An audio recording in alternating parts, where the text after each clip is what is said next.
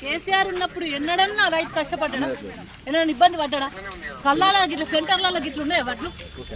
ఏంటనే అధికారులు శాసనసభ వాళ్ళకు అధికారులకు కానీ ప్రజాప్రతినిధులకు ఇక్కడ ఉన్న గవర్నమెంట్కి భయం లేకపోతే ఇప్పుడు ఎందుకు పెట్టిర్రు? ఆయన వడ్లు ఎందుకు పెట్టింది? ఇప్పుడు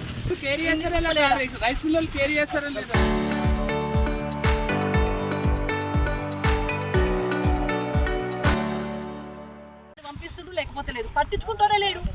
ఎన్ని వడ్లు పోయినాయి ఇంతవరకు, ఎన్ని వడ్లు కొన్నారు, ఇంకెంత ఉన్నది, ఎంత డిమాండ్ ఉంది, ఎన్ని లారీలు కావాలి, ఎక్కడ ఎంత దించుకుంటుండ్రు, రైస్ మిల్ల పరిస్థితి ఏందనేది రివ్యూ చేసేటోడే లేదు. కొత్త పేపర్ల మటుకు పబ్లిసిటీకి మాత్రం ముఖ్యమంత్రి గారు పెట్టి కలెక్టర్లదే బాధ్యత అంటాడు. కలెక్టర్లు అధికారులదే బాధ్యత, కింద అధికారులది అంటారు. కింద అధికారులకు లారీలు రావాయి, వడ్లు పోవాయి. ఏంది పరిస్థితి? ఇంత దారుణంగా ఉంది. ఇప్పటికైనా కానీ ముఖ్యమంత్రి గారు చొరవ చూపెట్టాలి. ఇక్కడ రాజయ్య అనే రైతుకు సావుకు కారణం ప్రభుత్వం. ఇవాళ వడ్లు పోతే కనుక ఇదే సెంటర్లో అదే లారీ ఒక 4 రోజుల ముందుకు వస్తే, 3 రోజుల ముందుకు వస్తే ఇవాళ ఈ వడ్లు పోతే రాజయ్య బతుకుతుండే, ఆయన అప్పులు తీరుతుండే, పైసలు పడుతుండే. సెంటర్లో పైస ఉండి కూడా 72 నెంబర్ ఉందని బాధపడి ఇవాళ వడ్లు పోతలేవనే బాధ కొద్ది ఆయన ఆగమైంది రైతు. ఇప్పటికైనా కళ్ళు తెరవాలి, ఇప్పటికైనా పట్టించుకోండి.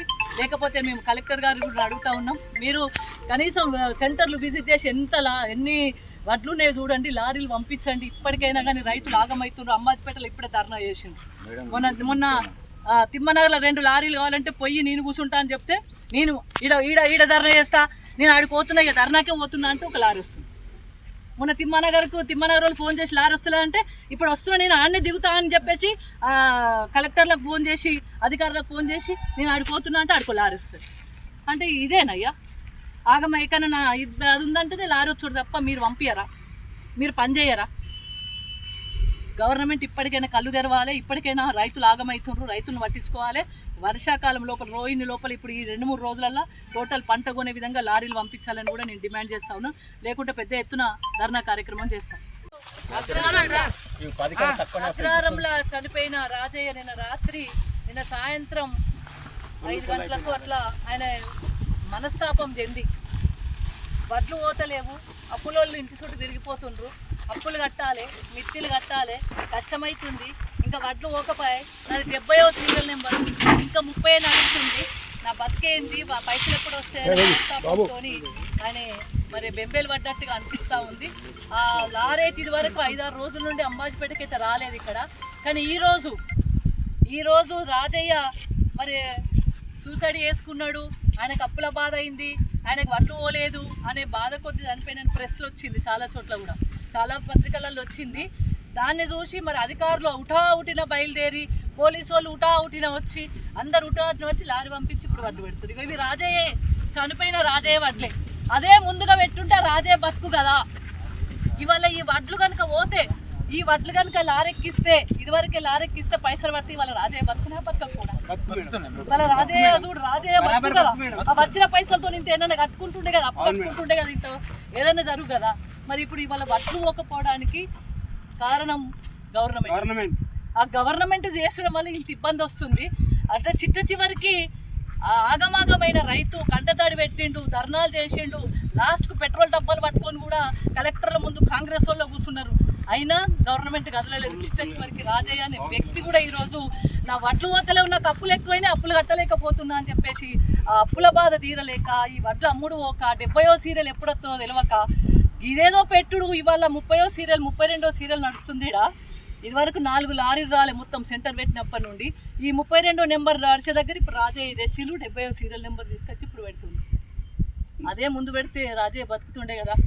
ఈ వడ్లన్నీ పోతే అందరూ హ్యాపీగా ఉందరు కదా. రైతులు గలగల అయిపోయినాయి, ఎండిపోయినాయి. అసలు మహేశ్వర్ 9కి వచ్చింది. 9 అంటే ఇవి ఇట్లా నలుస్తే నూకలే పరిస్థితి వచ్చింది. ఓ సంచి 42 పెడితే ఆ రైస్ మిల్లు పోయేసరికి 41 అవుతుంది. తూకం తక్కువ వచ్చింది. 38 కిలోల సంచులు వచ్చింది. నేను కూడా ఫస్ట్ టైం చూస్తున్నా, ఎన్నడూ వినలే ఇప్పటి వరకు. 38 కిలోల సంచి వస్తుంది, ఇంకా 4 కిలోలట తెల్ల సంచులు తెచ్చేయాలన్నట. అంటే విచిత్రమైన సంఘటనలు ఈ ప్రభుత్వం చూపెడుతుంది. రైతులకు సుక్కలు చూపెడుతుంది, రైతులకు అన్యాయం చేస్తుంది. నిజంగా చెప్తున్నా, నేను కూడా ఎప్పుడు గిన్నేళ్ల నుండి రాజకీయాలలో ఉన్నాం కానీ ఇప్పటి వరకు రైతుకి ఇన్ని కష్టాలు పడంగా ఎప్పుడు చూడలేదు. రైతు రోడెక్కినా పట్టించుకుంటలేరు, రైతు చచ్చిపోయినా పట్టించుకుంటలేరు, రైతు ఆగమైనా పట్టించుకుంటలేరు. రైతుకి ఇంత ఇబ్బంది పడితే ఇంకా రోని వస్తుంది, 25కో 26కో రోని వస్తుంది. ఎల్లుండి రోని వస్తుంది. వర్షాకాలం మొదలైతేనే ఉన్నది, మృగశిర మొదలైతేనే ఉన్నది. ఇంతవరకు వడ్లు ఎక్కడెక్కడ కుప్పలు ఉన్నాయి. ఇంకా 20 లారీలు వచ్చినా ఉడవని వడ్లు ఉన్నాయి ఇక్కడ. మరి ఎప్పుడు వస్తాయి, ఏం కథ? ఆ లారీ ఏదో 4 రోజుల క్రితం నుండి కంటిన్యూగా 4-5 లారీలు వస్తే అదే బతుకు కదా. ఇవాళ ఇంత అధ్వానం ఉంటుంది ఆ ప్రభుత్వం, ఇంత మొద్దు నిద్ర పోతుంది ఆ ప్రభుత్వం. ఆయన బతుకు కదా. ఇలా నా బట్టలు అయినా మంచిగా నాకు పైసలు వస్తే జరని పైసలు అటు ఇటు కట్టుకుంటా అనుకుంటుండే కదా. అదేదో నిన్న పంపిస్తే అయిపోయి కదా, మొన్న పంపిస్తే అయిపోయాయి. ధర్నాలు చేస్తే చెయ్యొద్దంటారు, ధర్నాలు వేస్తే బెదిరిస్తారు, వడ్లు ఓనమంటారు. రైస్ మిల్లర్స్ వాళ్ళు వడ్లు దించుకుంటలేరంటారు. ఆ సుతిల దారాలు లేవు, బాగాని రాదు, వస్తే 38 కిలోలది వస్తుంది. అమలులకు అది ఉన్నది. ఏంది ఇది అసలు? ఇది ఏం గవర్నమెంట్? ఏం చేస్తుంది గవర్నమెంట్? మొద్దు నిద్ర పోతుంది.